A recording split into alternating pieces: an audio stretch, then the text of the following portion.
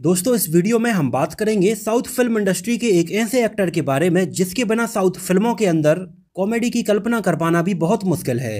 हम बात करेंगे ब्रह्मानंदम के बारे में, जिन्होंने अपनी एक अलग ही यूनिक कॉमेडी टाइमिंग और अपने यूनिक फेशियल एक्सप्रेशंस से साउथ की फिल्मों में कॉमेडी को एक अलग ही पहचान दी है। और अब तो आलम यह है कि अगर ब्रह्मानंदम किसी फिल्म के अंदर हमें दिखाई नहीं देते हैं तो वो फिल्म थोड़ी अधूरी सी लगती है। और साउथ की ज़्यादातर फिल्मों में ब्रह्मानंदम का रोल स्पेशली कॉमेडी के लिए लिखा जाता है। तो इस वीडियो में हम ब्रह्मानंदम की लाइफ से जुड़े बहुत सारे अननोन फैक्ट्स के बारे में बात करेंगे। फिल्मों में आने के पहले उनकी लाइफ के रियल स्ट्रगल्स के बारे में बात करेंगे और कुछ ऐसी बातों के बारे में बात करेंगे जो शायद आप ब्रह्मानंदम के बारे में नहीं जानते होंगे। तो चैनल को सब्सक्राइब कीजिए और वीडियो पूरा देखते रहिए। ब्रह्मानंदम ज़्यादातर तेलुगु फिल्मों के अंदर कॉमेडी करने के लिए जाने जाते हैं और अभी तक वो अपने पूरे फिल्मी कैरियर में लगभग 1000 से भी ज़्यादा फिल्मों के अंदर हमें नजर आ चुके हैं, जो कि अपने आप में एक बहुत बड़ा रिकॉर्ड है। और इसके लिए ब्रह्मानंदम का नाम गिनीज वर्ल्ड ऑफ रिकॉर्ड्स में भी दर्ज किया गया है।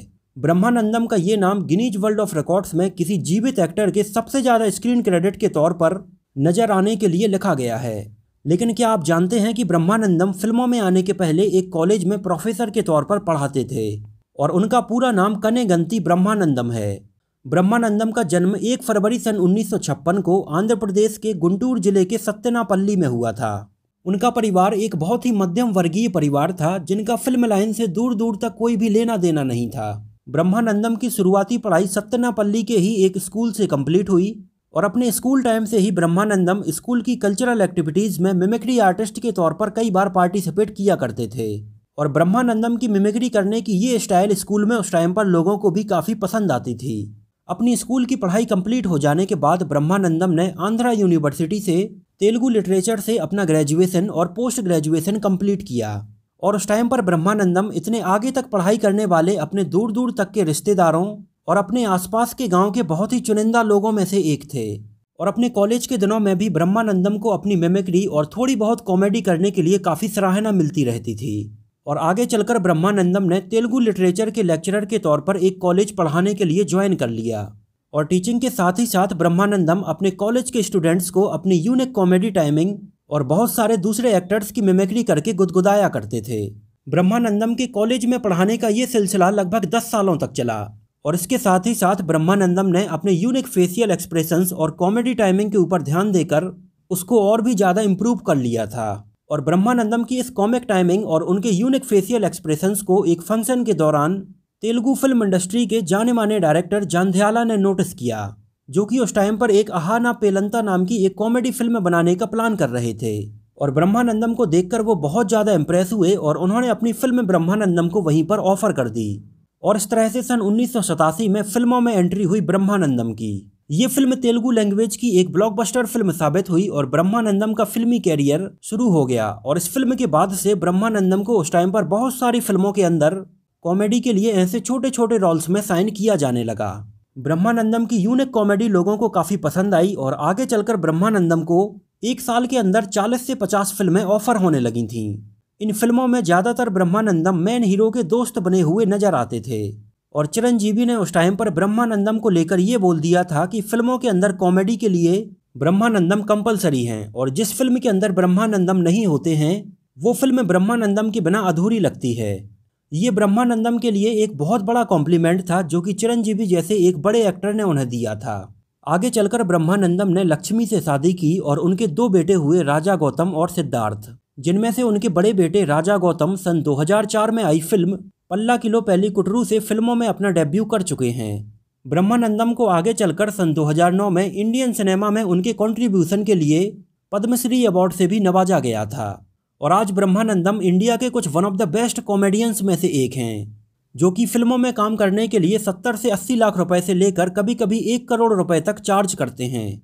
और आज ब्रह्मानंदम इंडिया के बहुत ही महंगे कॉमेडियंस में से एक हैं। ब्रह्मानंदम ने अपने पूरे फिल्मी कैरियर में केवल एक हिंदी फिल्म के अंदर काम किया था। ये फिल्म थी सन 1999 में आई सूर्यवंशम, जिसके एक छोटे से सीन में हमें ब्रह्मानंदम एक डॉक्टर बने हुए नजर आए थे।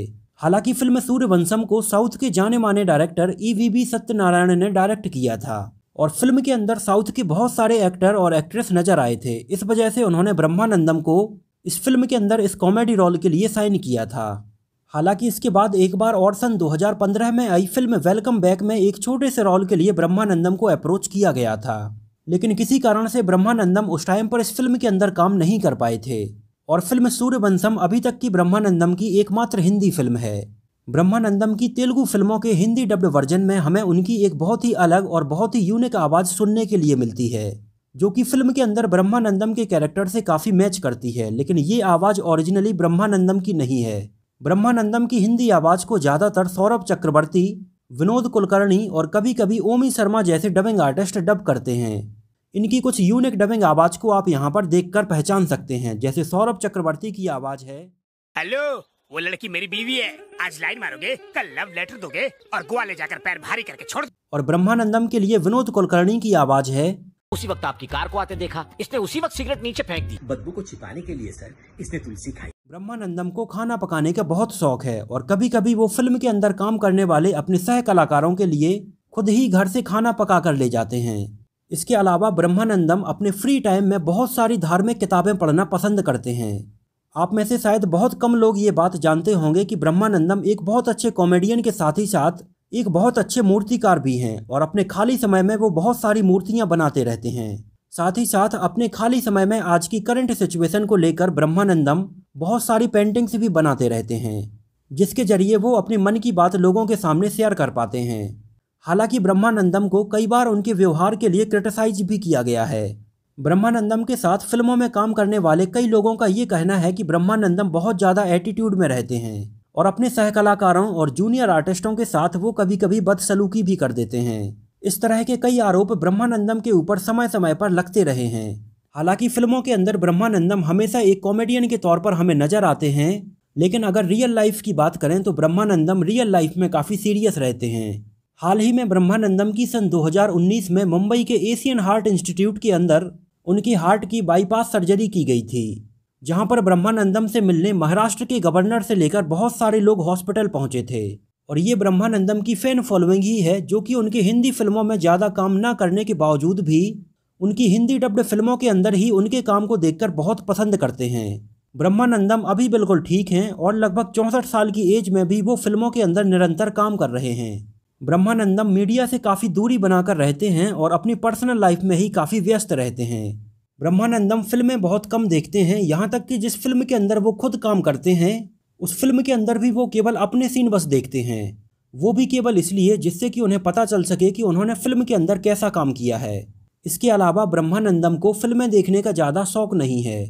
ब्रह्मानंदम ने अपने घर के अंदर फिल्म डायरेक्टर जांध्याला की एक बहुत बड़ी पेंटिंग लगा के रखी है, जिन्होंने ब्रह्मानंदम को फिल्मों में पहला ब्रेक दिया था। हालांकि जांध्याला आज हमारे बीच मौजूद नहीं है, लेकिन ब्रह्मानंदम आज भी उन्हें हमेशा याद करते हैं।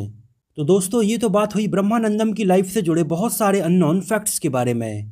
मुझे तो ब्रह्मानंदम की कॉमेडी बहुत पसंद आती है। आप लोगों का ब्रह्मानंदम के बारे में क्या कहना है हमें कमेंट में ज़रूर बताइए। और अगर ये वीडियो आपको पसंद आया हो, मेरी मेहनत आपको पसंद आई हो, तो इसको प्लीज़ लाइक करके मुझे इस बात का जवाब ज़रूर दीजिए। और अगर आप इस चैनल पर नए हैं तो चैनल को सब्सक्राइब कीजिए और बगल में बने घंटे के बटन को जरूर दबा दीजिए। इससे आपको चैनल पर अपलोड होने वाले नए वीडियो के बारे में सबसे पहले नोटिफिकेशन मिल जाएगा। तो मिलते हैं किसी नए वीडियो में साउथ फिल्म इंडस्ट्री के एक्टर या एक्ट्रेस की लाइफ से जुड़ी कुछ ऐसी ही इंटरेस्टिंग और रोचक बातों के साथ।